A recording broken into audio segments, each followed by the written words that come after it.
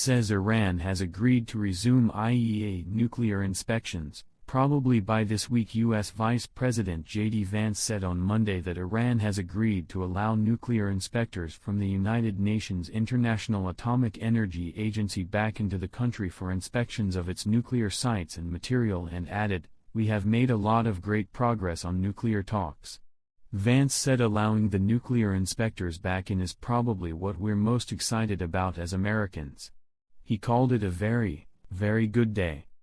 That is a major milestone for the American people, and the first step in permanently denuclearizing or permanently ending a nuclear weapons program in Iran, Vance said. Vance further said that he expected IAEA inspections, which were carried out for years under the previous JPO nuclear deal negotiated by the Obama administration, to resume as soon as this week.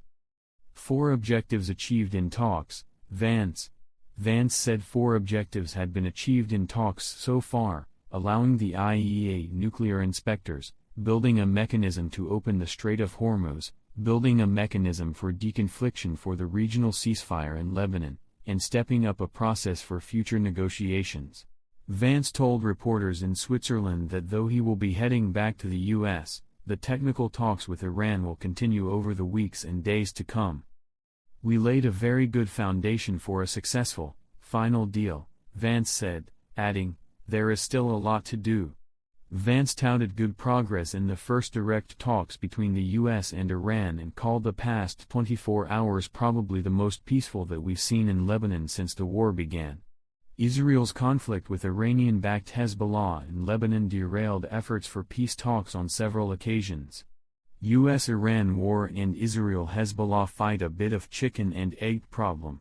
Vance referred to the U.S.-Iran war and the Israel-Hezbollah fight as a bit of a chicken and egg problem, and even suggested that some of the strikes may have been ordered by a junior guy who fires a drone that didn't have approval from the high command. Vance said Israel and every other nation has the right to self-defense, but if the conflict spirals out of control, that's worse for everybody's self-defense and security. Iran's Foreign Minister Abbas Araghchi also reported good progress in Sunday's first round of talks.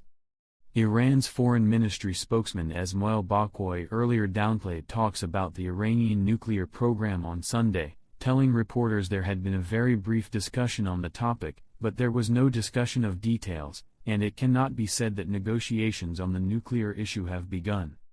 Also read, 6 Shiv Sena, UBT. Rebel MPs join Eknath Shinde's Shiv Sena. U.S. Treasury clears Iran to sell its oil on global markets through August. Meanwhile, the U.S. Treasury on Monday cleared Iran to start selling its oil and gas.